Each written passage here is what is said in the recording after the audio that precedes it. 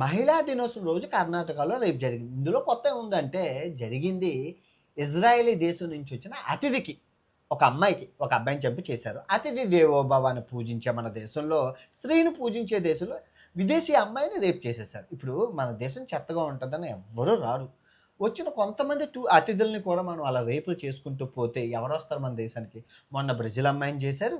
ఇప్పుడు కర్ణాటక అమ్మాయి ఇజ్రాయేలీ దేశం అమ్మాయిని చేశారు కర్ణాటకలోని.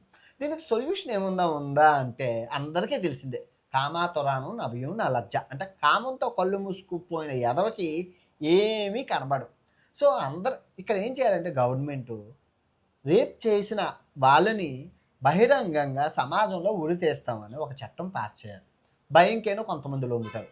ఇంకో రెండోది, ఆ థాయిలాండ్ నుంచి ఈ మసాజ్ సెంటర్లు, ఈ వ్యభిచార గృహాలు ఏవైతే ఉన్నాయో ఇండియాలో తీసుకొచ్చి లీగలైజ్ చేయాలి. ఎందుకంటే మనకు సంస్కృతి సంప్రదాయాలు అడ్డొస్తాయి. సో మన అమ్మాయిలు చేయక్కర్లేదు. వాళ్ళ వృత్తి అది. వాళ్ళ జాబ్ అది కాబట్టి వాళ్ళని లీగలైజ్ చేస్తే రూ. 1000 పోతుంది. ఇక్కడ మనం ప్రాణాన్ని కాపాడగలుగుతున్నాం. ఒకటి. 2 వాడి నుంచి శిక్షణ కాపాడగలుగుతున్నాం. 2 మెయిన్ అతిపెద్దది పరువు. ఇప్పుడు ఇంటర్నేషనల్ దేశాలు కూడా వస్తున్నాయి. విదేశీ ఎందుకంటే విదేశీ అమ్మాయిని కదా. సో పరువు పోయిన పరువును మనం తెచ్చుకోలేం కదా ప్రతిసారిని. సో ఇవన్నిటికి సొల్యూషన్ ఆ 2 కనబడుతున్నాయి నాకు. మీకేం కనబడుతున్నాయో కింద కామెంట్ చేయండి.